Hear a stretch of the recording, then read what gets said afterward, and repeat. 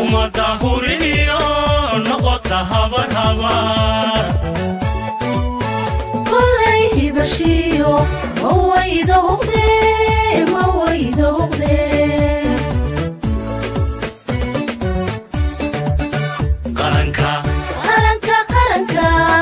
qaranka harsado qaranka haybada ku gamo qaranka harsado qaranka haybada ku gamo qaranka qulubta qura hoohay ka noqday halqura ka noqday qulubta qura hoohay ka noqday halqura ka noqday hoohay ka noqday maxaana lana keenay xisbiga wadani hadda raalli ahaadoo yaraan isdhegaysano waxaanu u nimid inaannu idinla wadaagno dadaalka iyo howlaha la xidhiidha adkaynta nabadda horumarinta dalka hirgelinta geedisocodka dimuqraadiyadda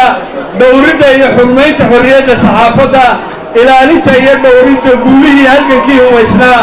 iyo ololayaashii isdaba joog ee la xaqiijinayay tan iyo 1991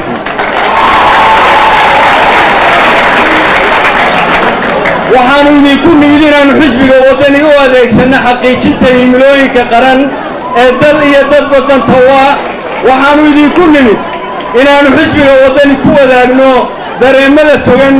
ee daljacaylka iyo daljacaylkaba waxaannu idinku nimid inaynu la dagaalanno qabyaaladda dadka iyo dalkaba lagu shineeyey ee aynu taabka la rogi laanahay waxaannu idinku nimid inaynu wax ka baranno islamarkaana wax ku qaadanno waxyaabaha taban ee nusqaanta leh ee aynu ka aragnay nidaamkan aynaan macdin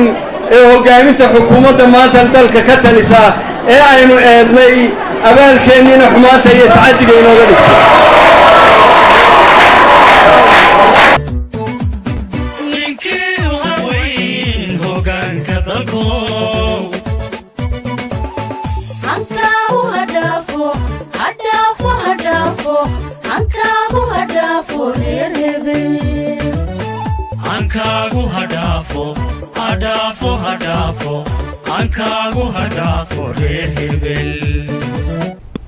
isma aan lahayn xisbiga waddani waxaad ugu tegaysaa xarun madhan xafiisyo madhan xurmo madhan iyo xilal madhan sidii aanan isu lahayn saluug badan ayaad xukuumadda ugu tegaysaa markii aan ka hawlgelayey ee aan wasiirka noqonayay